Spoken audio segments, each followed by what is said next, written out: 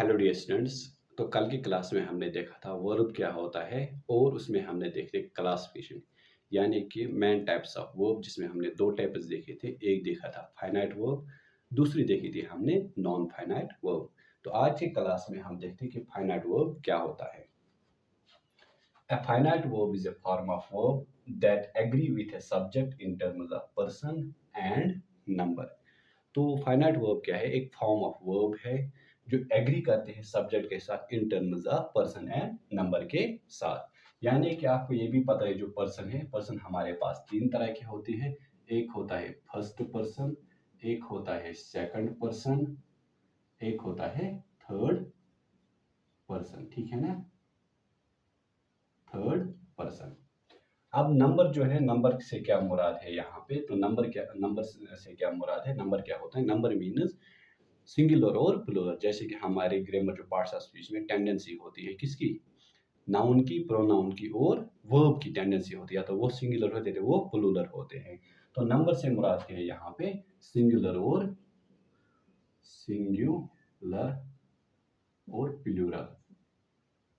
Plural. ठीक है ना।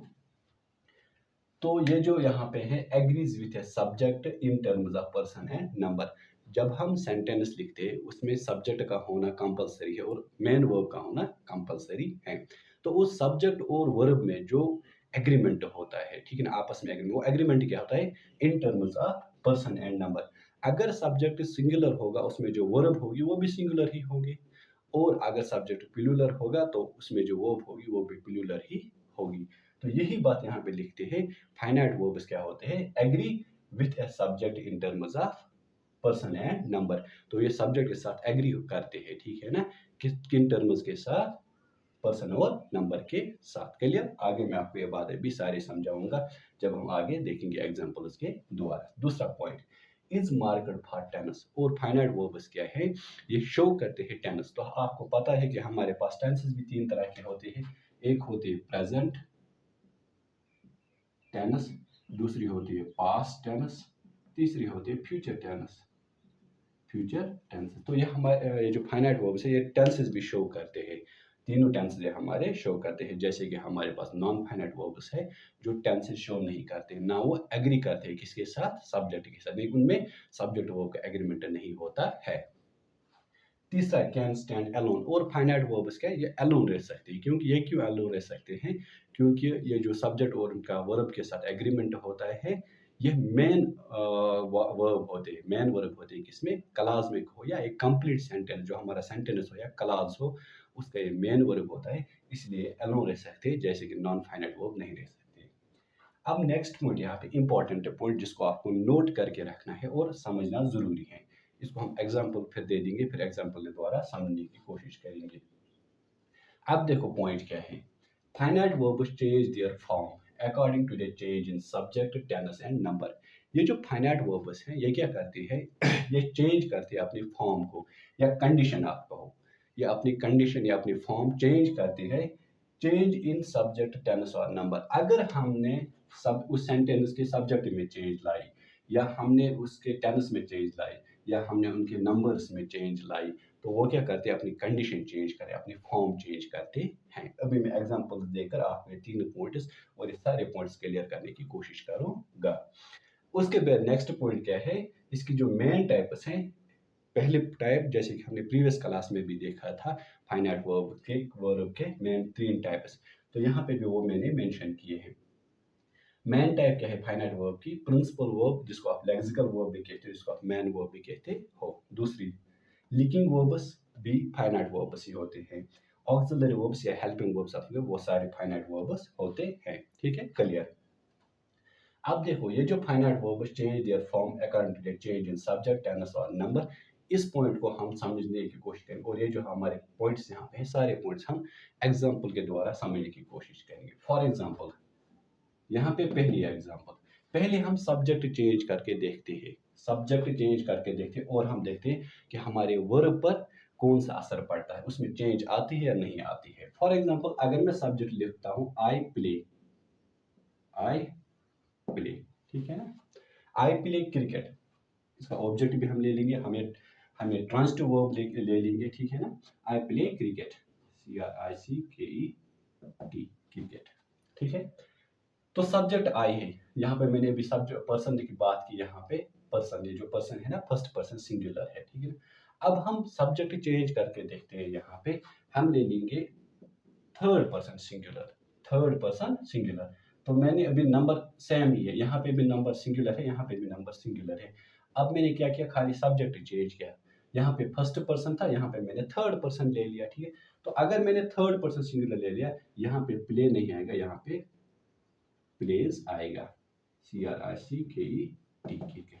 तो यहाँ पे आप देख सकते हो, मैंने सब्जेक्ट चेंज करने से इस वर्ब में क्या आ गई, चेंज आ गई। तो ये वर्ब्स हमारी कहलाएगी फाइनाइट वर्ब्स एक।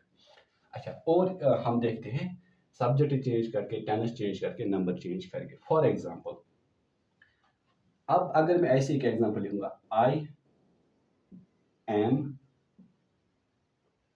Playing cricket, cricket. यहाँ पे अगर आप देखोगे प्रिंसिपल वर्ब में भी ये आ गई ट्रांजिटिव वर्ब्स, ठीक है ना, ट्रांजिटिव जिनके साथ ऑब्जेक्ट है, ठीक है। इंट्रांजिटिव अगर ऑब्जेक्ट ले लेंगे, इंट्रांजिटिव वर्ब्स आएंगे, या इसमें या हमारे पास रेगुलर वर्ब्स हम देंगे, रेगुलर वर्ब्स वो भी बाद में हम बात करेंगे। देखिए, दूसरी एग्जांपल मैंने यहाँ पे ले ली है, आई एम प्लेइंग क्रिकेट, ठीक है।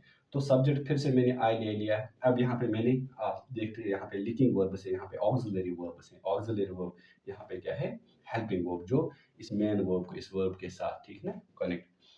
अब देखो, तो ये दोनों कॉन्सेप्ट्स भी यहाँ में आ जाएंगे। अब हम क्या करेंगे, पहले सब्जेक्ट को फिर से चेंज करेंगे, ठीक है। सब्जेक्ट था सिंगुलर, अब हम प्लूरल सब्जेक्ट ले लेंगे। तो मैंने प्लूरल सब्जेक्ट ले लिया सेकंड पर्सन का, मैं ले लूंगा यू, यहाँ पे यू। तो यहाँ पे क्या आएगा, यहाँ पे यू एम मत आएगा, यहाँ पे आएगा you are playing cricket, cricket, ठीक है। तो अब आप देखते हो यहाँ पे किस में चेंज आ गई, यहाँ पे एम था, यहाँ पे आर था। अब प्लेइंग जो है यहाँ पे और प्लेइंग यहाँ पे जो है, ये दोनों सेम रह गए हैं, इनमें कोई चेंज, रिमेन्स अनचेंज्ड। तो ये जो एम और आर है ये चेंज हुए हैं। तो ये वाले दो वर्ब्स यहाँ पे फाइनाइट वर्ब्स है, ये नॉन फाइनाइट वर्ब्स है।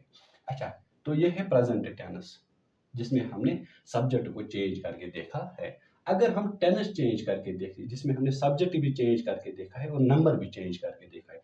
सब्जेक्ट था सिंगुलर, तो यहाँ पे हमने सब्जेक्ट फिर से ले लिया, सब्जेक्ट चेंज करके प्लूरल ले लिया है। तो नंबर भी चेंज करके देखा है, उसमें इस वाले जो एम वो चेंज हो गया है, तो यहाँ पे आर आ गया है, तो इनमें चेंज आ गई, इनमें ये क्या हो गए, रिमेन्स अनचेंज। अब हम टेंस चेंज करके देखते हैं।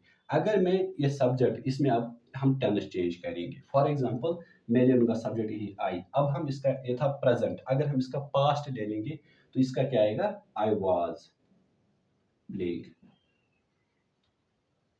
क्रिकेट।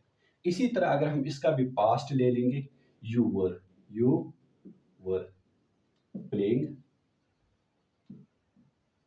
क्रिकेट। तो आप देखते हो यहाँ पे टेंस भी चेंज करने से, यहाँ पे एम था, यहाँ पे वाज बन गया, यहाँ पे आर, यहाँ पे वर बन गए। ये जो यहाँ पे प्लेइंग प्लेइंग है, तो यह रिमेन्स अनचेंज, रिमेन्स अनचेंज।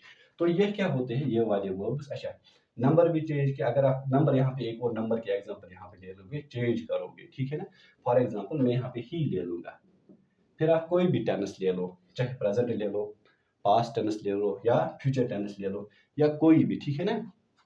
ही, अच्छा, यहाँ पे हम ले लेंगे अब इज एम आर वाज नहीं, हम परफेक्ट वाला एक ले लेंगे, फॉर एग्जाम्पल ही हैव, या हम यहीं पे ले लेंगे कंटिन्यूस, क्योंकि यहाँ पे हमारा प्लेइंग है, फिर यहाँ पे आपको कंफ्यूज होगा। He is playing, he is playing cricket, या इसी तरह ही वाज प्लेइंग क्रिकेट, ठीक है। तो आप जो देख रहे हो ये वाले वर्ब्स यहाँ पे,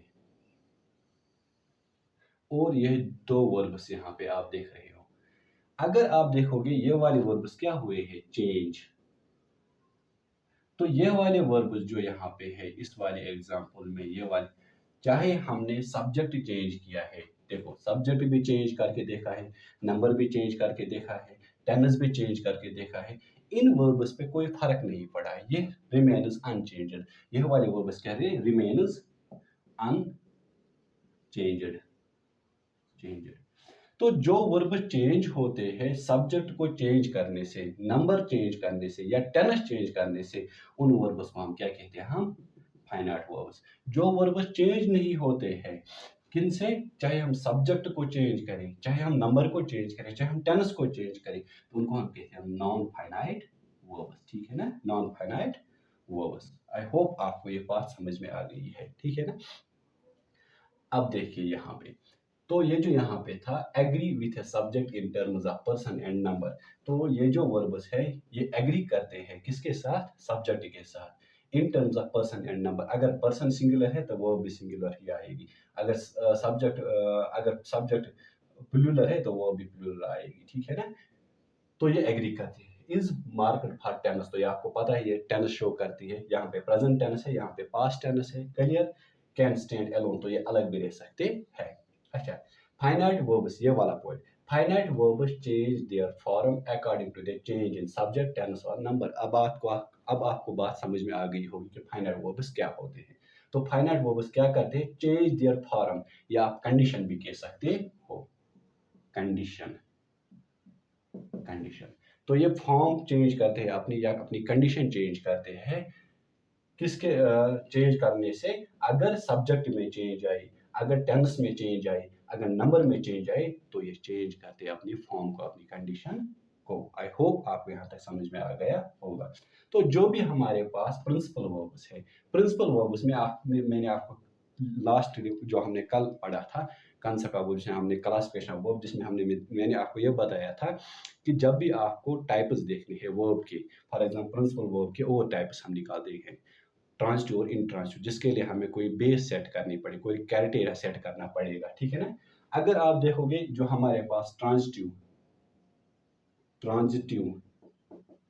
वर्ब्स है या इंट्रांजिटिव वर्ब्स है, इसी तरह रेगुलर वर्ब्स है या इरेगुलर वर्ब्स है। क्लियर।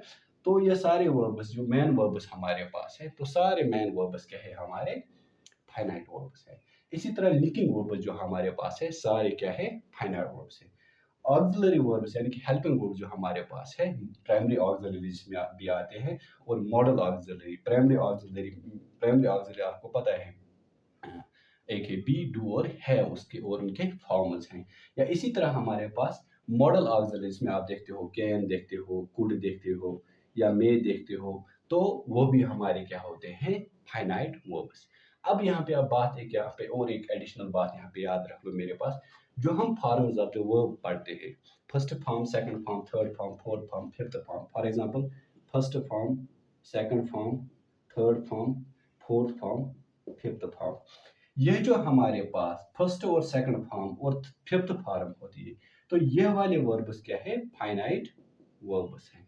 और ये जो दो वर्ब्स यहाँ पे हैं, ये नॉन फाइनाइट वर्ब्स हैं। क्यों है नॉन फाइनाइट वर्ब्स? मैंने आपको नॉन फाइनाइट वर्ब्स में पढ़ाया था, क्या पढ़ाया था वहाँ पे एक होते हैं पार्टिसिपल्स, जिसमें प्रेजेंट पार्टिसिपल और पास्ट पार्टिसिपल। जैसे कि एक बच्चे ने एक क्वेश्चन किया था, सर हमें बताइए ये जो जर्नड और प्रेजेंट पार्टिसिपल में क्या फर्क है? तो जर्नड भी वही है, फोर्थ फॉर्म ऑफ वर्ब, इंग फॉर्म ऑफ द वर्ब। इसी तरह हमारे पास पार्टिसिपल जो है वो भी इंग फॉर्म ऑफ द वर्ब है। प्रेजेंट पार्टिसिपल की मैं बात कर रहा हूँ, वो भी इंग फॉर्म ऑफ द वर्ब है। तो इनमें फर्क क्या है? तो फर्क उनमें बहुत कुछ है, क्योंकि एक तो सब्जेक्ट करता है, एक तो काम करता है। जैसे कि जर्नड है, वो क्या है? एक नाउन का काम। जब हम एक वर्ब को एज ए नाउन इस्तेमाल करेंगे तो उसको हम जर्नड कहते हैं।